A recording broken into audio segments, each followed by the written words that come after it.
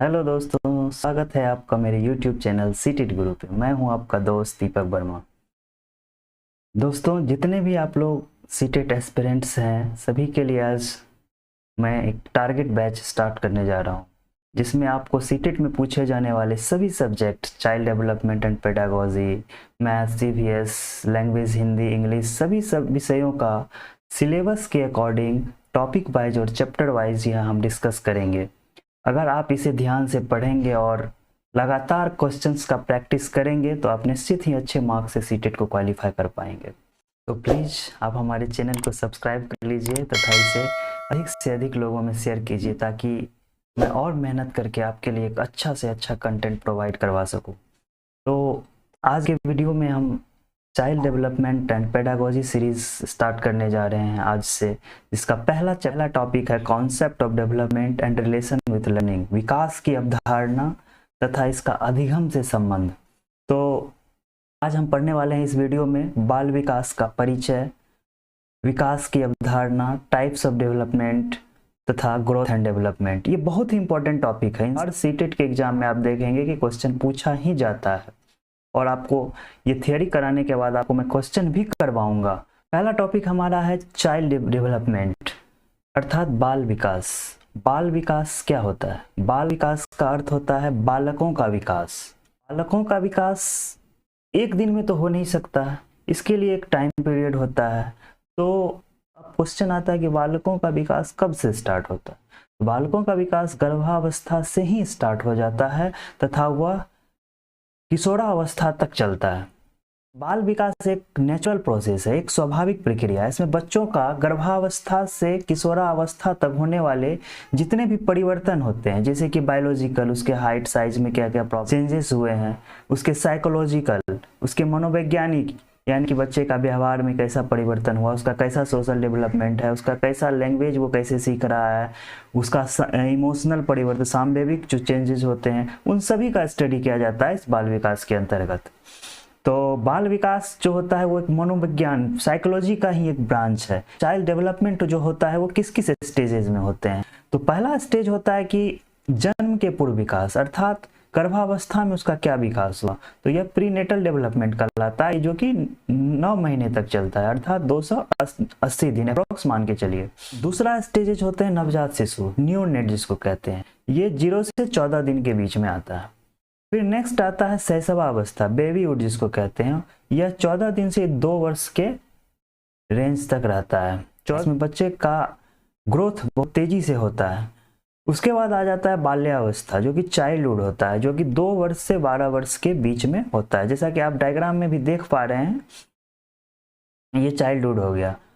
तो उसके बाद आता है नेक्स्ट किशोरावस्था, एडोलेसेंस स्टेज, जो कि 12 वर्ष से 19 वर्ष या 13 वर्ष से 18 वर्ष इसी आसपास में अप्रोक्स में आता है। तो आप देख सकते हैं कि ये प्रीनेटल स्टेज हुआ, ये आपका न्यूबॉर्न जो होता है, न्यूनेट, जो कि 14 दिन तक होता है। उसके बाद नेक्स्ट है शैशवावस्था, बेबीहुड, उसके बाद बाल्यावस्था, उसके बाद किशोरावस्था। ठीक, ओके, क्लियर है। इसको हम लोग डिटेल में भी पढ़ेंगे बाद में। फिर आता है आपका कि कॉन्सेप्ट क्या है डेवलपमेंट का। डेवलपमेंट का कॉन्सेप्ट ये है कि यह एक कॉन्टिन्यूअस प्रोसेस है, यह इंटायर लाइफ चलते रहता है। विकास एक निरंतर चलने वाली प्रक्रिया है, जिसका यह क्रम मनुष्य के गर्भावस्था से लेकर मृत्यु पर्यंत तक चलता रहता है, यह कभी रुकता नहीं है।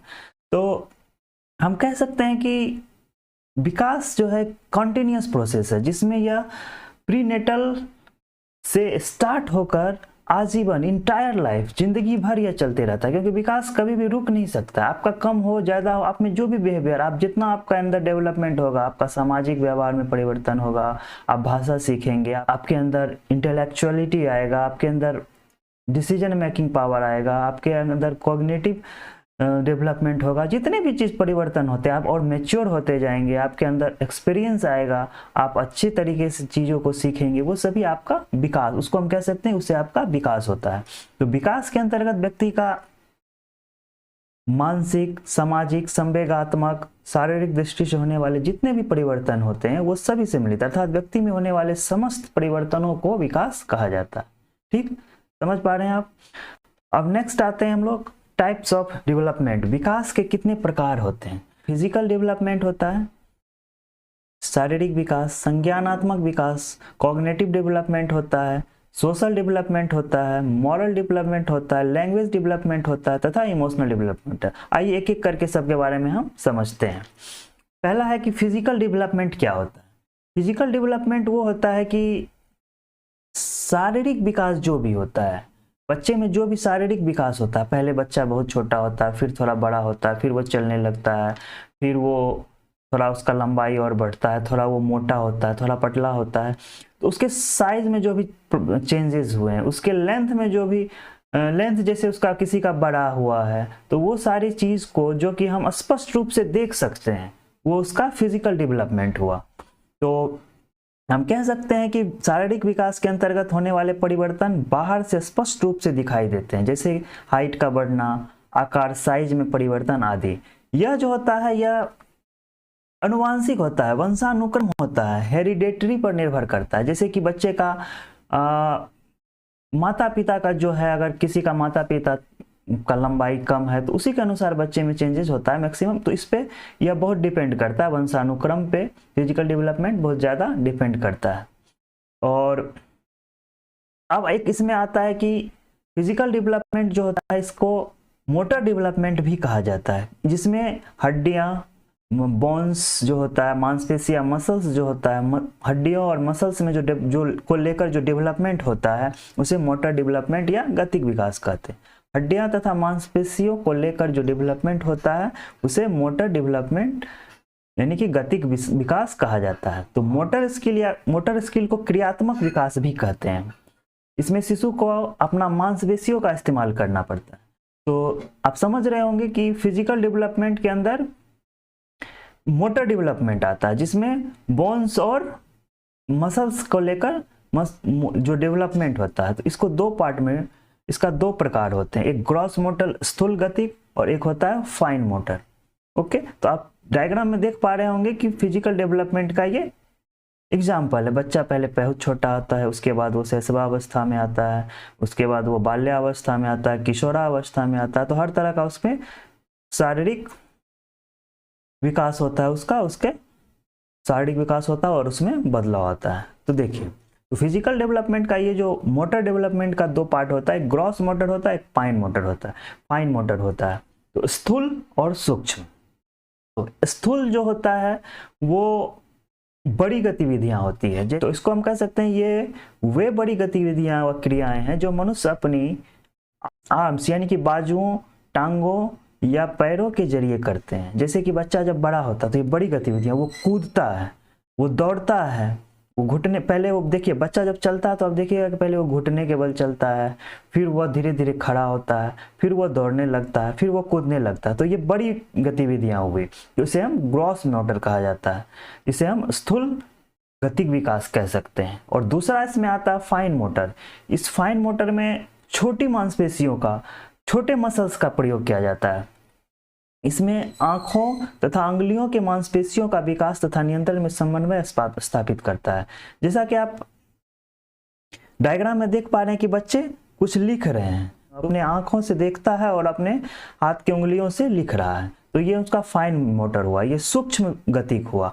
जैसे इसमें और एग्जाम्पल होता है कि लिखना, खाना, पेंटिंग करना, ड्राइंग करना आदि, ये फाइन मोटर होता है। तो शारीरिक विकास में स्थूल से सूक्ष्म की ओर डेवलपमेंट होता है।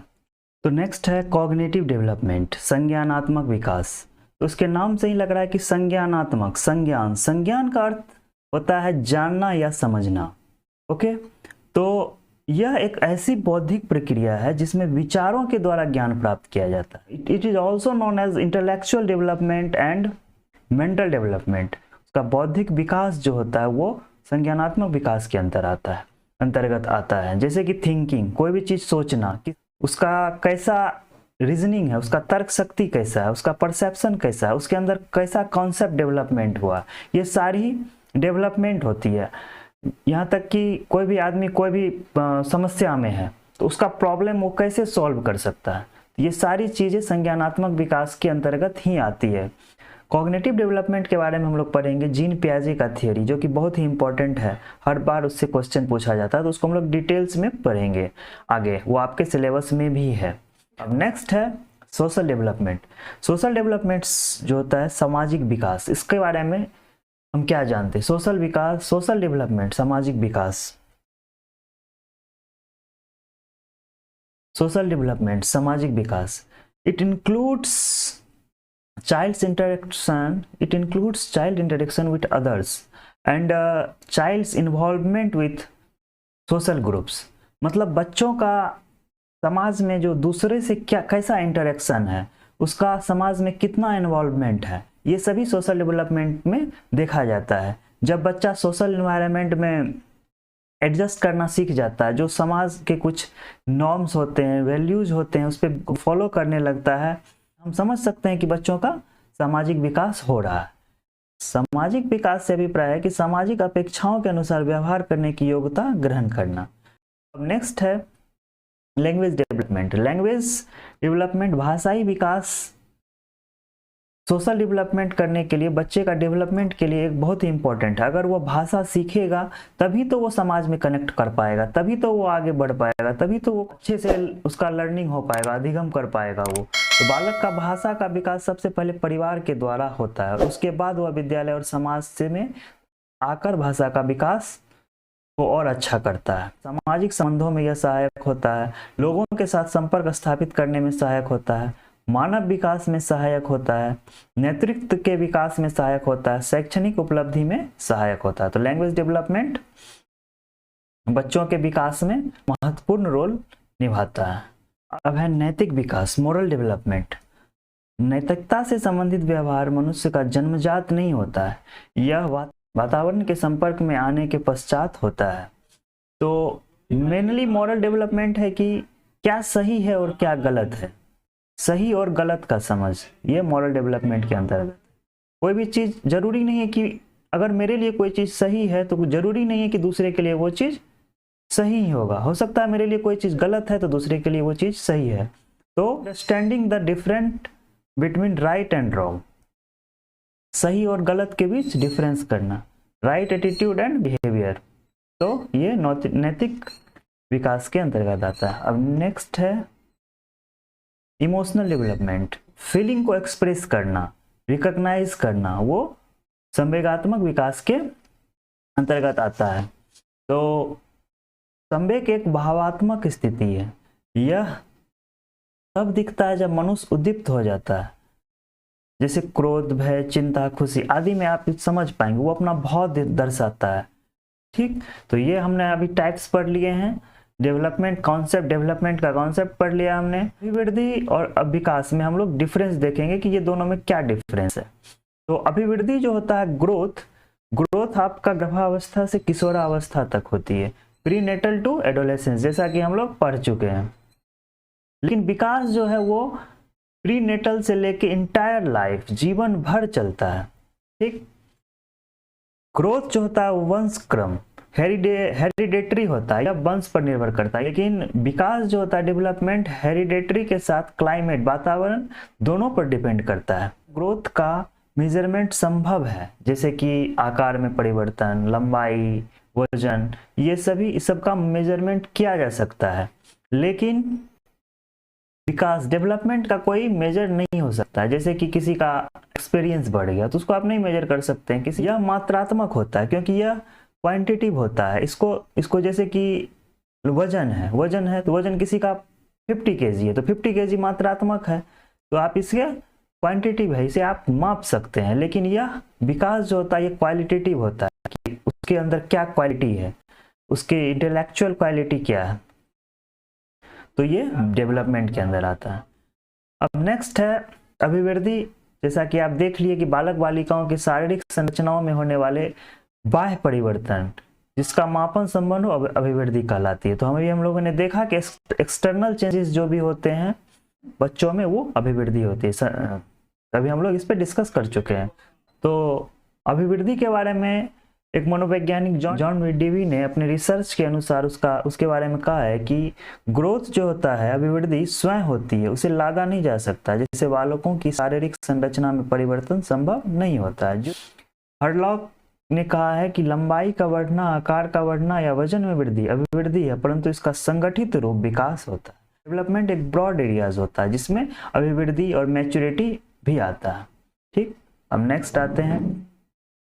जैसा कि हम लोग डेवलपमेंट के बारे में डिटेल्स में पढ़ चुके हैं कि बालक बालिकाओं की शारीरिक संरचना में होने वाला बाह्य एवं आंतरिक परिवर्तन जिसका मापन संभव न हो विकास कहलाता है। विकास के साथ अधिगम का क्या संबंध है?